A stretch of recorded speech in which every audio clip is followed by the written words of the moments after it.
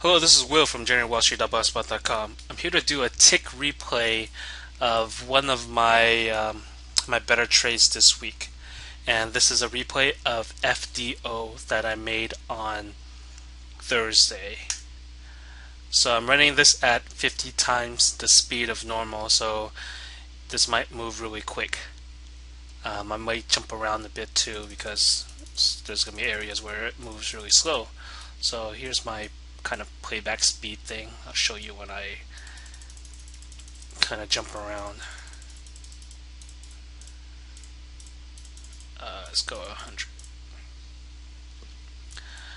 So this stock just opened, and I'm not really going to consider making a trade just yet because it's still below the EMAs and things like that. For another 5 minutes. Okay. Now it's looking better. Things you want to see is if this is going to continue trending higher, then you want to see a pullback into the EMAs. So, not really trying to do much now. I mean, you could just buy wherever and maybe you'll get lucky. But the whole goal is when can we get in with some great risk reward versus scenarios. So still nothing. EMA still catching up. Okay, so let me pause it and kind of slow it down right about here, because we want to talk about what we want to see, right?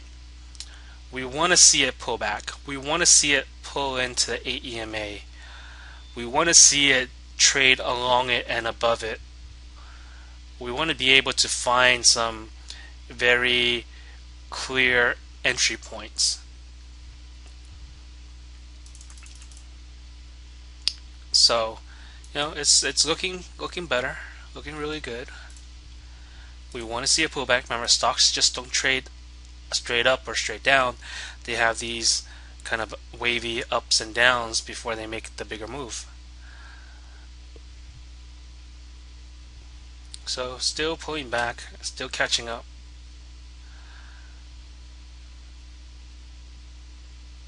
Can't really do any trades right now.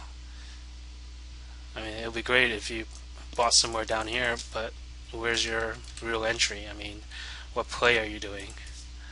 Okay, so kind of somewhat of a 3-bar pullback right now. It's close to the EMA, but not quite. Can you get in here? Maybe, but because you can't get in the EMA entry, you have to wait if it breaks the entry bar. If the next candle breaks the entry bar. Let's see if that happens. If not, just keep waiting. You're waiting for two things. You're waiting for a test of the EMAs or a break of the entry candle. Right now this is potentially the entry candle. Okay, so let's see if it breaks above or if it continues to hug the EMAs.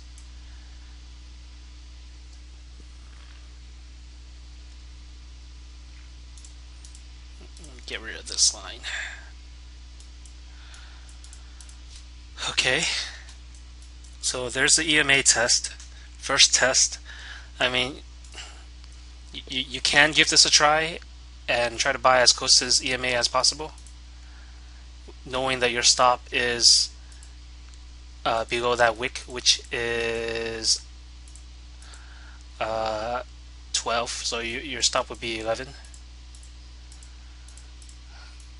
Let me make this a little bigger. No, it's still your entry candle, still right there, your entry point. Ideally, you want to try to get somewhere down here if you can. So it just tested the EMAs again, and it made a kind of a higher low by a couple of cents.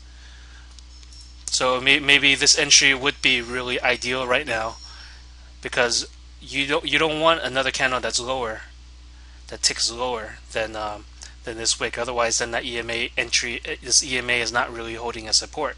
So boom, let's just say you get into a position right now with your stop down there. And you notice there's an inside bar here. Let's just see what happens. Um, Remember, right now the entry candle is above this candle now for another potential add. So it's no longer this guy. Okay, it just made a kind of a low, but still holding above. So that bar just closed. So now, boom, that's your entry candle right there. So now you're in for more size. So we went from a tier whatever position down here near the candles with a stop here to another entry above this entry bar, and your stop for this one is about 15 cents. Speed it up just a little bit. So now you could kind of start trying to find targets, right? Let's see, fib extension from, let's go from down here to that high, and from down there. Oops. Fix this a little. Does that work? Okay, it's kind of a rough area. So fib extension says that around 34, 74, 35, 74, 40, around this area would be a potential target. So actually, let me keep that up.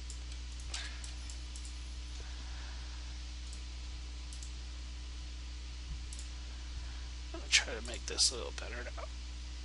Let's go from there. Let's go there. Okay, much better. So let's just wait and see. You could take some off into the higher today just to kind of make the trade and cover your risk. That doesn't hurt at all. It still has some, EMAs are still rising very nicely. So that's a very good sign.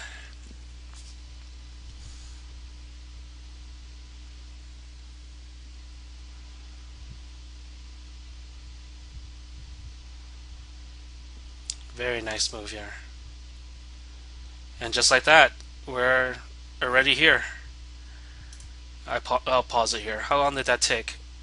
35. Took 15 minutes. Sorry, can't add. It took 25 minutes to get from this area to the first target. I'll play again. So you would take some off here, maybe half or more than half, and let's just watch. Because at some point it does need to catch back to the EMAs. But we want to see if a new pattern develops and if it has a chance for another leg. But what I like to do at this point, now that I know where my target is, I know it's there, it doesn't hurt to set a stop right where the target is. So worst case scenario, you try to let this run for the next leg. Worst case scenario, you hit out where you were gonna sell it all anyways.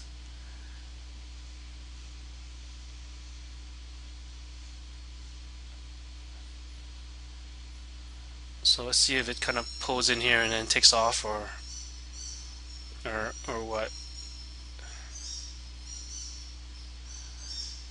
Because remember, it needs to catch up at some point.